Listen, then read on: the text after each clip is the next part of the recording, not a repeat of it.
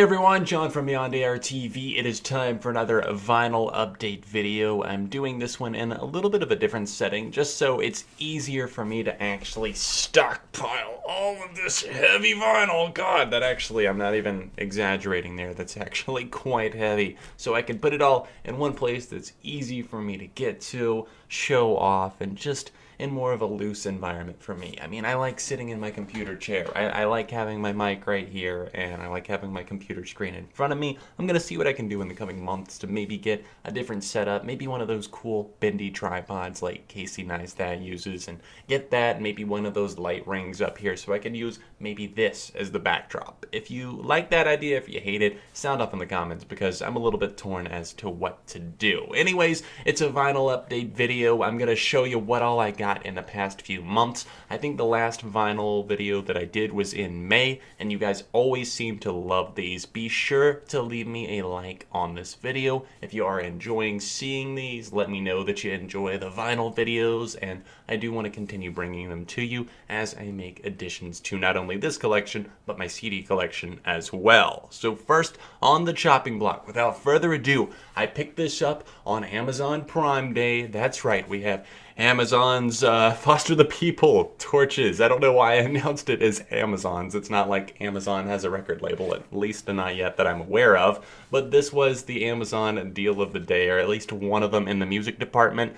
This record, Torches, came out in 2011, and I feel it is a fantastic release. I love so many songs on here. Obviously, as many people did, I got into them with their crossover pumped up kicks. And to see this for only $10, in fact, it was less than $10 with tax. It was like $9.80 or something like that. I couldn't pass it up. How could I? You'd be silly not to get this, especially if you've enjoyed Foster the People at all. Other than that, obviously, great single pumped up kicks. You have moments like Miss You, Life on the Nickel, the other songs from the initial EP, Helena Beat, and the ever catchy Houdini. Love that track still. So full of life. Definitely do not sleep on this record if you've never heard the full thing and you only heard pumped up kicks. Next up, we have Queens of the Stone Age, rated R. I was so excited to find this at the record store. I got this just a couple of weeks ago at the time of recording this video, and it's one of those records that I had seen like on eBay and stuff, but there were a lot of versions of it that just weren't legit, and it seemed like they were other pressings, but this is actually the deluxe edition here.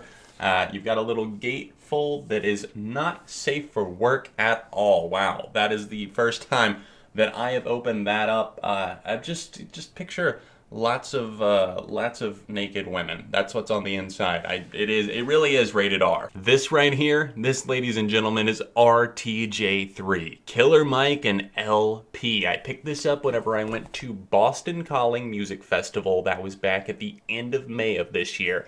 And this is the solid gold edition because, of course, stay gold. Hey, Uncle L, stay gold. And they put on such a fantastic show. You can see here that this is on the gold vinyl. I really am liking that. It sounds great on the turntable. A good 180-gram high-quality press that just really unleashes all of that tenacity that the record has to offer. Highly recommend this one. One of my favorites of the year so far. Next, we have a record store find. Once again, this is Led Zeppelin 4, a classic record. You can see I have this one in a sleeve here because I really want to protect it. It's a little bit frail, and it of course is on standard black vinyl, but this is from the 70s. This came out a long time ago, and I had a little conversation about the record with the owner of the shop that I go to sometimes, and he was telling me how this is one of the editions that the artist who designed this cover had actually signed himself, and he told me that the rumor is that those pressings sound the best on vinyl.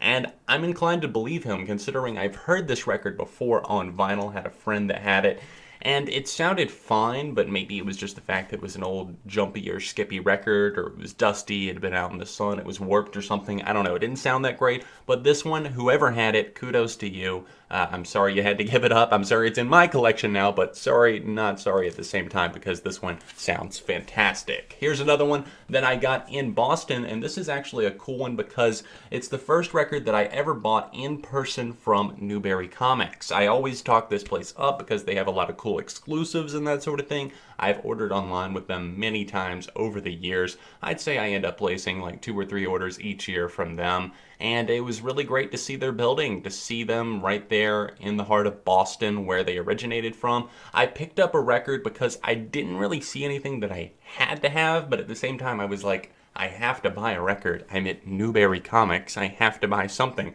So I picked up something that was cheap. This was only $15, and it is definitely worth it. Maladroit by Weezer is one of their weirder records because it features kind of these sludgier and more metal-tinged riffs, but it's awesome at the same time. You might have heard songs like Keep Fishing or the ever-awesome Dope Knows. If that's all you've heard, dig into this thing because ones like Take Control, Fall Together, there's amazing songs on here that just really stand out in Weezer's catalog. A very, very good record. Next we have another record store find. This was in the used bin, and I am really happy to have found this one because it inspired me to end up reviewing this record. If you want to see that video, it's over on my main channel, ARTV. You'll see it in the recent videos. Viva La Vida or Death and All His Friends by Coldplay. I feel like this is kind of their magnum opus, just one of their best, if not their best record overall. I'm still trying to make up on my mind on that one because I'm going to be doing a ranked episode over on my main channel.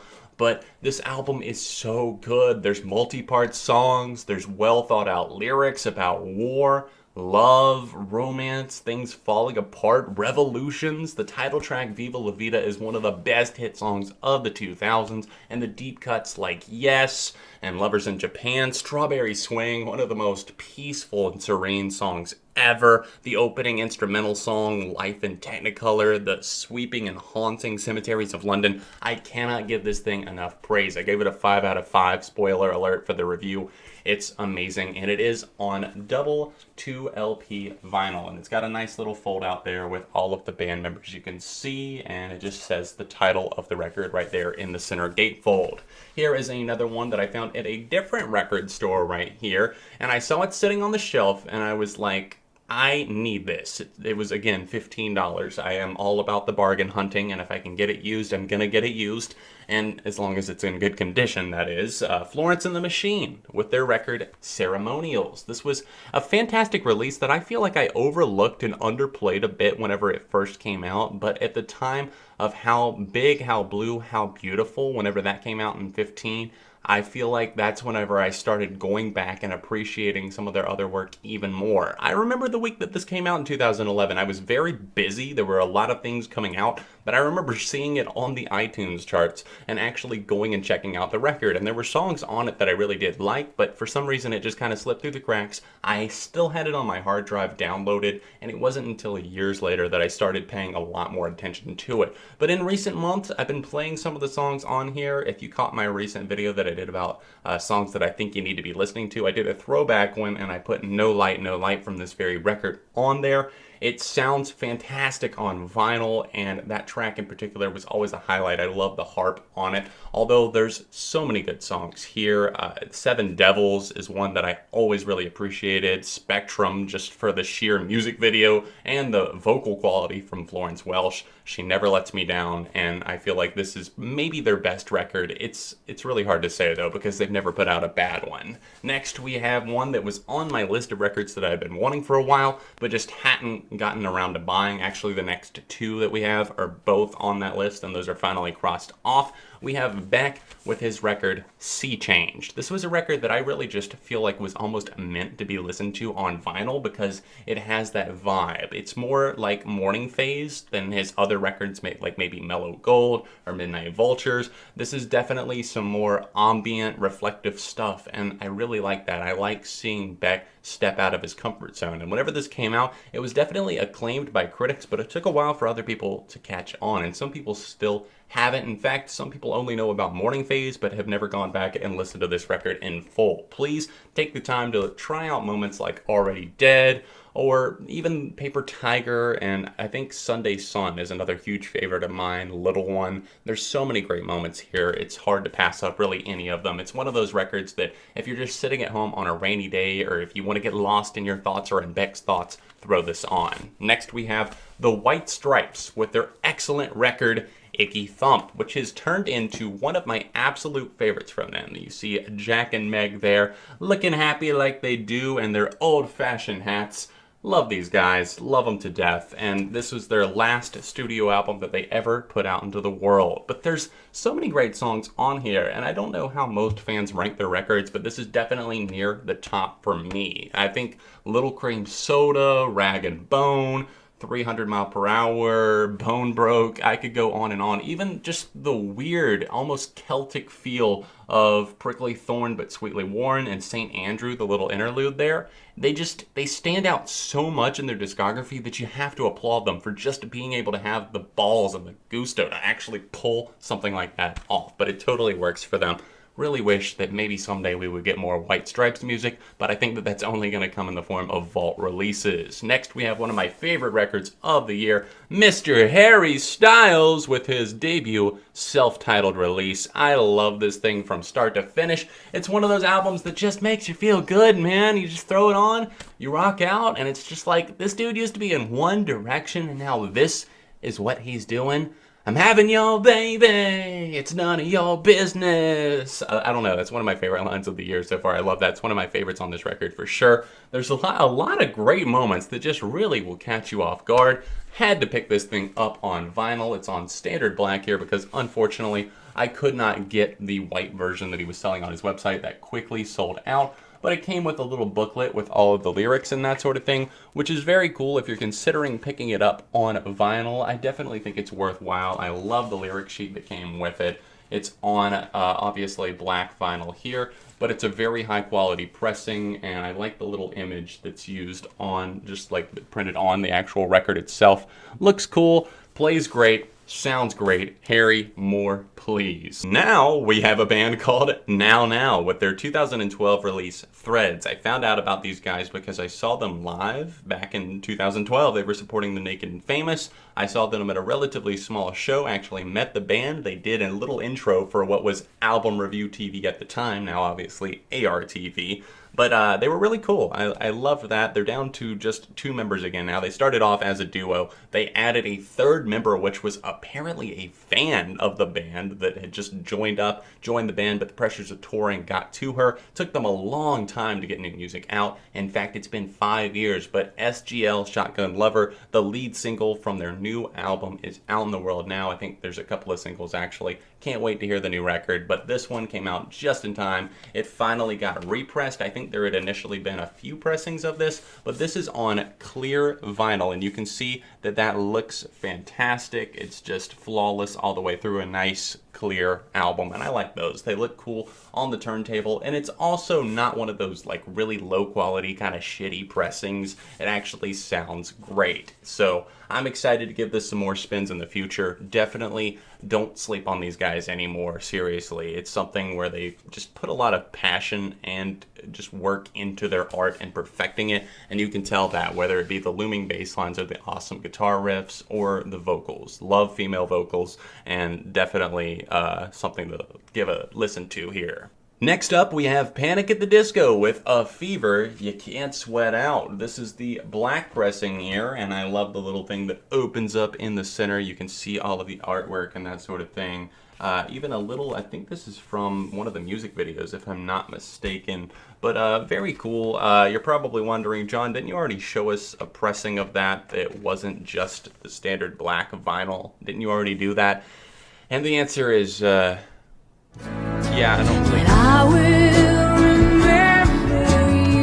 don't want to talk about it. Well, pushing through the sadness, it makes sense that I picked up this record. It's all about the future and moving on, growing up, as it says on Haley's jacket here. This album just, it's so good. It's so good. I listen to this thing really constantly. I come back to it. And by constantly, I mean I come back to it every couple of months. And that is so rare for me, somebody who has to consume so much music. Not has to, but chooses to. But I consume so much music, and it's rare for something to just stand out so much and have so many great songs, for it to be over an hour long, 17 songs just on the standard edition.